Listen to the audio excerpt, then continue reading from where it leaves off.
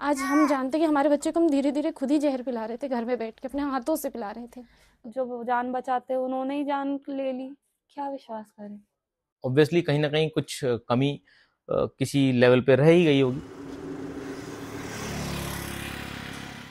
मध्य प्रदेशातल्या छिंदवाडा जिल्ह्यातल्या परासी या गावातल्या शिवानी ठाकरे यांच्या 2 वर्षांच्या लेकीला योजिताला सर्दी खोकला झाल्याने डॉक्टरांनी कफ सिरप लिहून दिलं होतं, पण योजिताचा नंतर मृत्यू झाला. लेक गमावण्याचं दुःख कोसळलेल्या शिवानीला आजही अश्रू अनावर होतात. हम तो उसको बुखार ठीक कराने ले गए थे, उन्होंने तो हमारी बच्ची को ही, बच्चे सहन नहीं कर पा रहे हैं वो दवाइयाँ, बताइए। जबकि 2 ml कितना होता है? 2 ml 4 बार भी दिया मैंने, 8 ml होता है मात्र, उतने में बच्चे की किडनी ने फंक्शन करना बंद कर दी. दरम्यान मध्य प्रदेश पोलिसांनी चेन्नईमधल्या श्रीसन फार्मा कंपनीचे मालक एस रंगनाथन यांना अटक केली आहे. छिंदवाड्याचे पोलीस अधीक्षक अजय पांडे यांनी याबद्दल माहिती दिली. जो एसआईटी जो यहाँ से गई थी छिंदवाड़ा से, उसके द्वारा जो श्रीशान फार्मास्यूटिकल्स के जो मालिक हैं रंगराजन, उनको जो है लेट नाइट उनको जो है राउंड अप किया गया और उनकी अरेस्टिंग की गई है. आरोपी कंपनी मध्य प्रदेशचे आरोग्य मंत्री राजेंद्र शुक्ला यांनी दिलेल्या माहितीनुसार छिंदवाडा, बैतूल आणि पांढुर्णा जिल्ह्यांमध्ये 7 सप्टेंबरपासून आजपर्यंत 20 मुलांचा दूषित कफ सिरप घेतल्याने मृत्यू झालाय. यापैकी सर्वाधिक 17 जणांचा मृत्यू छिंदवाड्यात झालाय. योजिता त्यापैकीच एक होती. योजिताचे वडील सुशांत ठाकरे बोलण्याच्या मनस्थितीत नाहीत. हर एक परिवार बस अपने बच्चों के सिवा और कुछ नहीं चाहता है, और अब वो तो नहीं है इस दुनिया में. मैं नहीं चाहूँगा कि किसी और के बच्चे के साथ भी ऐसा हो. बहुत एक्टिव बच्ची थी, दिन भर खेलते रहना, बात करना, दादू पापा मम्मी, बहुत याद करते हैं. सॉरी.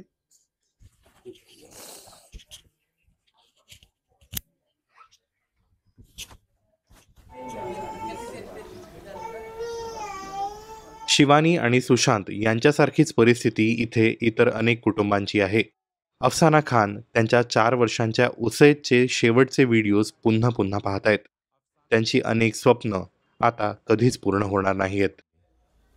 सपने तो बहुत देखे थे हम लोगों ने, हमने सोचा था कि यहाँ कुछ कमाई वमाई नहीं है. हमारे हस्बैंड हम 8 दिन पहले ही प्लानिंग किए थे कि हम यहाँ से चले जाएंगे इंदौर, वहीं पे दोनों मियाँ बीवी अपना कमाएंगे, अपने बच्चों को अच्छी पढ़ाई लिखाई, अच्छा एजुकेशन देंगे.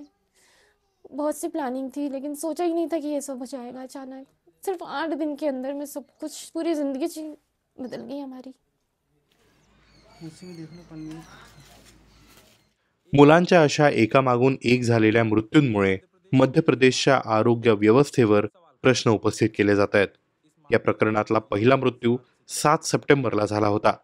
23 सप्टेंबरला प्रशासनाने या प्रकरणाची चौकशी सुरू केली.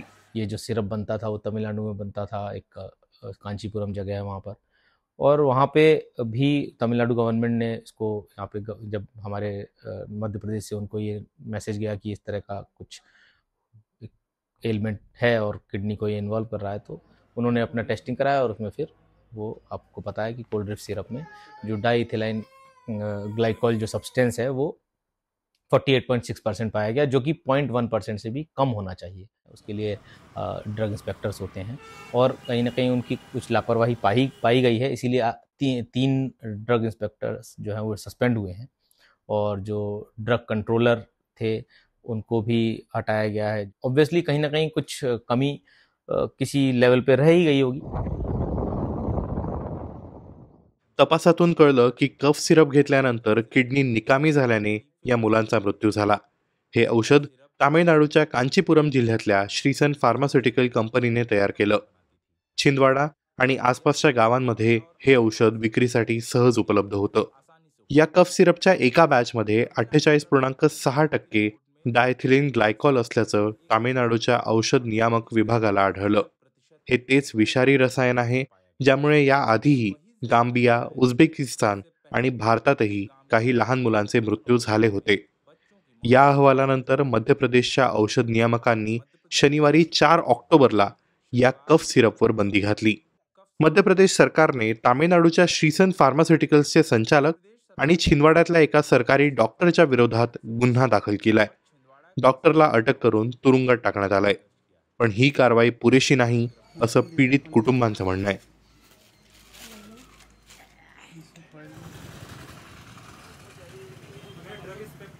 हमने यही सोचा था कि अपना सब कुछ बेच देंगे, अगर हमारा बच्चा अच्छा हो जाएगा तो हम उसके लिए सब कुछ बेच देंगे, सब कुछ दाव पे लगा देंगे, और लगा भी दिया। ऑटो बेच दिए, हमारी सास के जेवर थे वो बेच दिए, मेरे कान के बेच दिए, सब बेच दिए हम लोगों ने, मगर वो नहीं बच पाया। बहुत सूना लगता है घर तो।